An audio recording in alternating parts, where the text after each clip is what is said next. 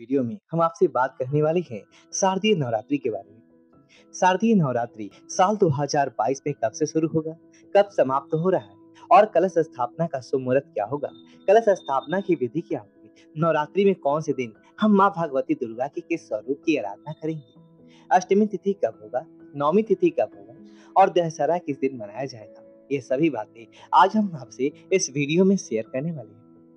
इसके अलावा नवरात्रि में किन बातों का हमें विशेष रूप से ध्यान रखना चाहिए, नवरात्रि में कौन सा एक मंत्र का जप करें जिस एक मंत्र के द्वारा हमारा जीवन के सभी मनोकामनाएं पूर्ण हो जाए और समस्त प्रकार की जो समस्याएं हैं उन समस्याओं से माँ भगवती दुर्गा हमें मुक्ति दिलाए। इसीलिए इस मंत्र का हमें जाप करना चाहिए। जानने के लिए वीडियो को पूरा जरूर देखें। ये सभी बातें आज हम आपसे इस वीडियो में शेयर करने वाले हैं।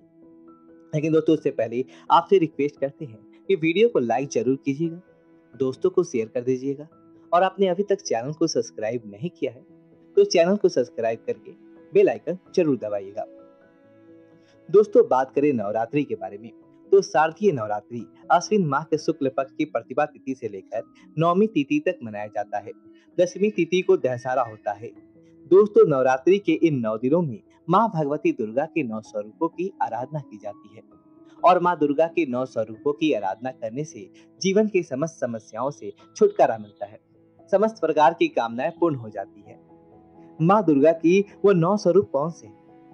प्रथम शैलपुत्री च, द्वितीय ब्रह्मचारिणी, तृतीय चंद्रघटनेति, कुसमांडिते चतुर्थम, पंचमम सकमांदिति, षष्ठम कात्यायनी नीच, सप्तमम कालरात्रिति, महागौरी तशतम, नवम सिद्धिरात्रि च, नव दुर्गा प्रतीक।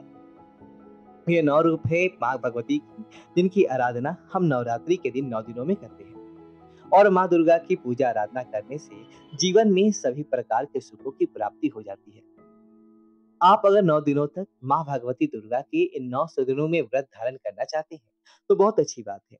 लेकिन अगर आप शारीरिक रूप से स्वस्थ नहीं हैं, व्रत धारण नहीं कर पाते हैं तो ऐसे में आप माँ भगवती दुर्गा की आराधना कीजिए, सुबह शाम मंत्र जप कीजिए, पूरे दिन माँ के चरणों में अपना ध्यान लगाए रखिए और माँ से आप जो भी कामना कहेंगे वह अवश्य ही पूरी होगा।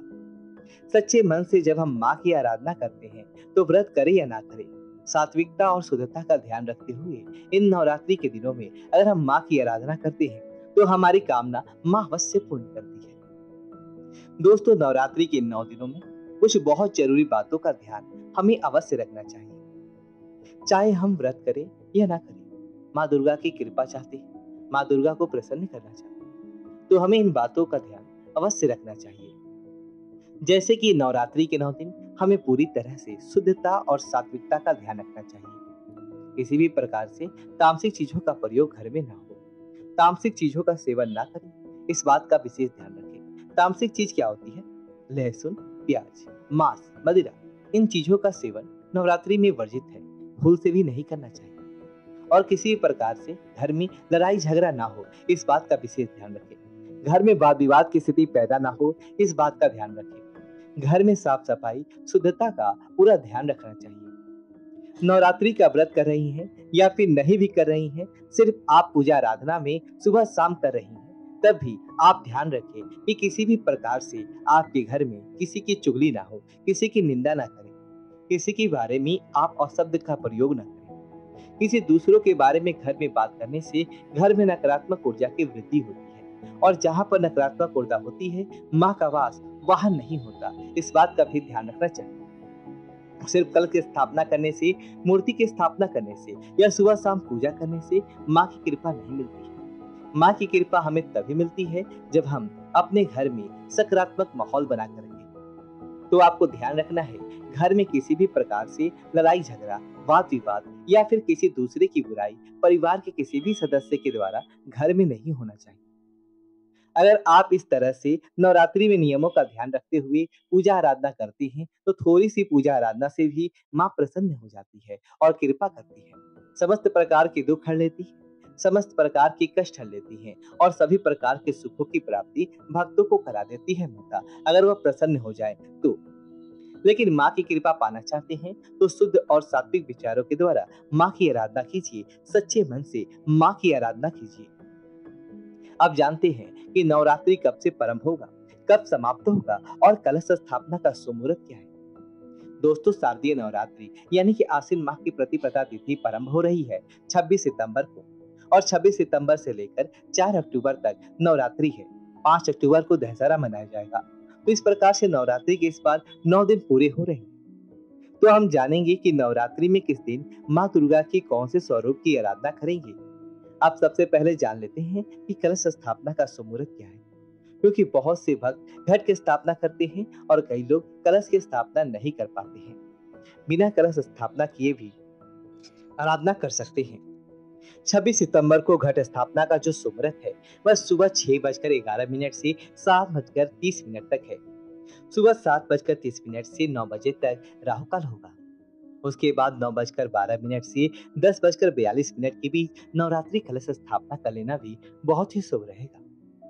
अगर इस विशेष मुहूर्त में कलश नहीं बैठा पाते हैं तो अभिजीत मुहूर्त में 11:48 से 12:36 के बीच कलश बैठा सकते हैं। दोस्तों, कलश की स्थापना करते समय हमें कुछ बहुत ही विशेष बातों का ध्यान रखना चाहिए। जैसे कि जहां पर भी आप कलश की स्थापना करना चाहते हैं, आप ध्यान रखिए आपके घर का उत्तर पूर्वी कोना हो। जहां पर आप घर में कलश की स्थापना करेंगे, घर को एकदम साफ सुथरा कर लीजिए। नवरात्रि के एक दिन पहले ही आप घर की सफाई अच्छे से कर लीजिए। उसके बाद जिस स्थान पर आपको कलश की स्थापना करनी है, उस जगह पर सफाई करने के बाद गंगा जल का छिड़काव करें।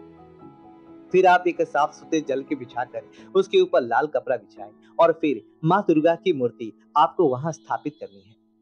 तस्वीर या मूर्ति जो भी आपके पास माँ भगवती दुर्गा के हैं, उन्हें स्थापित करें। उसके बाद सबसे पहले गणेश जी की पूजा की जाती है। गणेश जी का ध्यान किया जाता है। तो कलश स्थापना करने से पहले गणेश जी का ध्यान करें, उसके बाद कलश स्थापना करें। कलश में कुछ विशेष चीजें हमें डालनी चाहिए जब हम कलश की स्थापना करते हैं। तो जैसे कि एक सिक्का चाहिए, सुपारी चाहिए, और आप इसमें डाल सकते हैं थोड़ा सा अक्षत। इसके अलावा आप लौंग भी डाल सकते हैं, इलायची डाल सकते हैं, सुपारी और हल्दी की गांठ भी डाल सकते हैं। इस तरह से ये सभी चीजें आप कलश में डालें। गंगा जल डालें या पवित्र नदी का जल हो तो वो थोड़ा सा डाल दीजिए। इसके बाद शुद्ध जल भरकर इसके ऊपर पंच पल्लव रखकर इस पर हमें नारियल की स्थापना करनी होती है।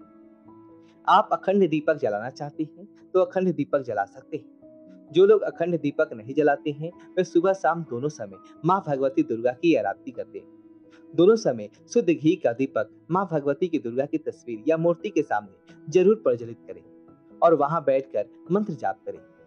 इस प्रकार से सुबह हमें शुभ मुहूर्त में कलश की स्थापना करनी चाहिए। अगर आप स्वयं से कलश कर सकते हैं तो, या फिर ब्राह्मण बुलाकर भी आप कलश की स्थापना करवा सकते हैं। कलश स्थापना करते समय हमें विशेष कुछ बातों का ध्यान रखना चाहिए कि माँ की सच्चे मन से आराधना करें। और माँ की जो मंत्र होती है तो कलश को माँ दुर्गा की प्रतिमा के दाईं ओर स्थापित किया जाता है। जहाँ पर आप माँ दुर्गा की मूर्ति स्थापित कर रहे हैं, उसके दाईं ओर कलश की स्थापना की जाती है।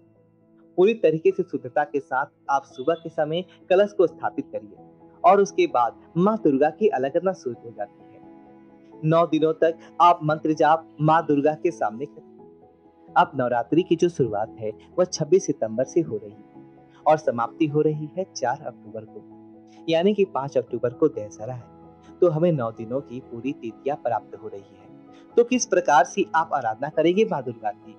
देखिए, नवरात्रि 26 सितंबर को शुरू होगा। तो पहले दिन हम माँ शैलपुत्री की पूजा करेंगे और उसके बाद 27 सितंबर को माँ ब्रह्मचारिणी की आराधना की जाएगी। 28 सितंबर को माँ चंद्रघंटा की पूजा होगी। उस सितंबर को माँ कुष्मांडा की पूजा होगी। 30 सितंबर को यानी कि चौथे दिन माँ स्कंद माता की पूजा होगी। 1 अक्टूबर को माँ कात्यायनी की पूजा होगी। 2 अक्टूबर को 7वें दिन माँ कालरात्रि की पूजा होगी और 3 अक्टूबर को माँ भागौरी की पूजा की जाएगी और 4 अक्टूबर को माँ सिद्धिदात्री की पूजा आराधना की जाएगी, जो कि नौमी होगी। 5 अक्टूबर को बुधवार के दिन दशमी तिथि है। नवरात्रि के कारण भी बहुत से लोग दशमी तिथि पर करते हैं और दशहरा भी 5 अक्टूबर को ही मनाया जाएगा।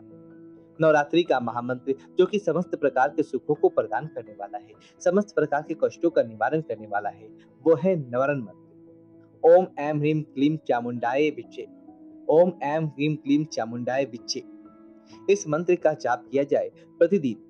अगर एक मन अभियान करते हैं तो इस मंत्र से ही माँ भगवती दुर्गा की अपार कृपा आपको प्राप्त होती है और अगर आपके पास समय है तो अधिक से अधिक संख्या में इस मंत्र का जाप कीजिए, माँ को प्रसन्न कीजिए। बहुत ही चमत्कारी, बहुत ही सिद्ध मंत्र है ये, जो कि अगर आप नवरात्रि में जप करते हैं, तो आपके मन की समस्त इच्छाएँ माँ भगवती दुर्गा अवश्य पूर्ण करती हैं।